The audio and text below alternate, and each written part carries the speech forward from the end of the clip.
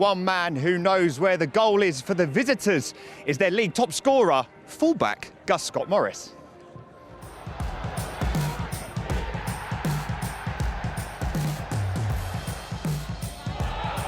Quite hard to hear a couple of...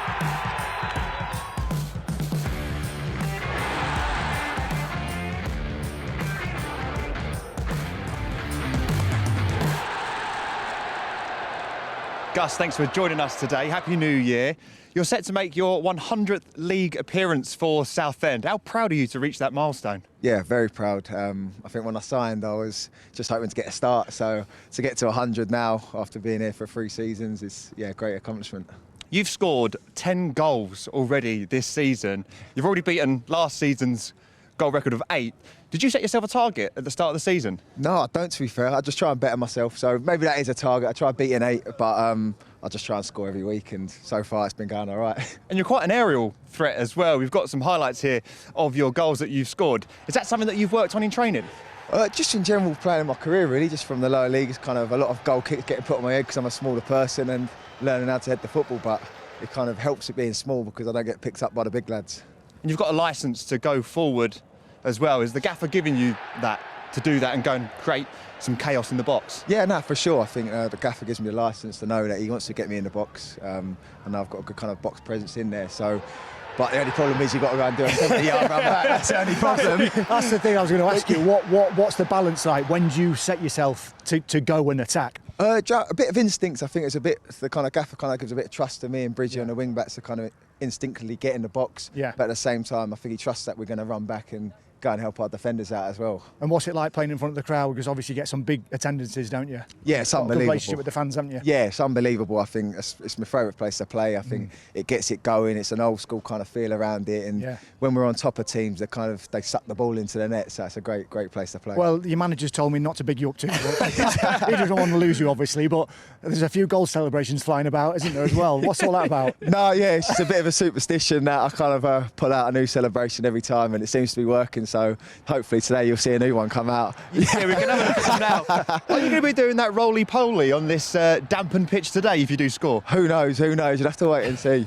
But, yeah. When did you come up with these? Yeah, I have a little superstition the kind of night before, and hopefully you'll see a different one today. Can you tell us what you've got planned today, or is it a secret? I can't tell you. I think I'm just looking forward to seeing it. Hopefully you'll see it, yeah. The modern-day fullback has got to be a threat going forward as well now. With the goal tally that you've already got, is that something that just comes natural to you? Yeah, I think it's one of them things that I think I've always been kind of known for scoring goals, and it's just been a knack for me, really, and I've kind of just built on it and a bit more trust in myself to actually think I've come to this level now and I can actually score and keep scoring, and why can't I keep scoring? And I think that's probably what stopped me before, is that I thought, oh, maybe I'll score, maybe not. Now I turn up and go, why can't I score every week? To score. And, and it helps a massive deal, really. Yeah, you say, can you score every week? Well, we've got some absolute belters. It's not just headers that you score. Tell me about these, because some of these are really good finish. This one here is a lovely volley as well. Yeah, no, that was a long old trip, to be fair. But it's just, I think it's just about getting yourself in the box as much as you can. I think it's not a fluke. It's hard from wing back. You're getting in doing 50, 60-yard runs to get into the box. So you kind of want to make it count when you get there, but you've got to make it 10, 15, 20 times a game to maybe just get one chance. So. Yeah, and there's a chance at Sutton United, which wasn't a fluke, because that is a brilliant finish.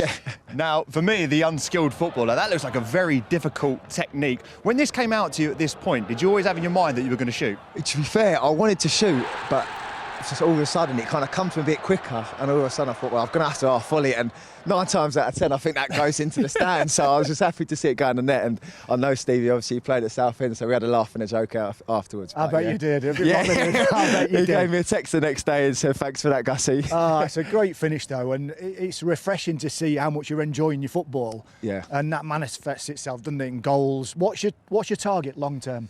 Just play as high as I possibly can and just keep enjoying my football. I think I've obviously started in the lower leagues, and it took me a long time to kind of get to this level. So every time I get out of here, I think that's the kind of bonus I have on other players, that I'm 27, but I enjoy it like a 19 and 20-year-old. And that's what I feel like I've got over some players sometimes. I love that story. I think it's so important. You've done it the hard way, yeah. and you appreciate it when you're playing in front of these big crowds. And I tell you what, it would be great to do it for Southend, wouldn't it? Oh no, yeah, it's and I think the captain says that a lot of the time. He goes, when I go and play in front of 8,000, I kind of relish it rather than fear it, because Correct. we used to play in front of 200 or 300 fans and it feels empty, and all of a sudden it's a packed stadium. You kind of want to entertain, and it's really nice to do, and I want to carry on doing it as possibly as I can.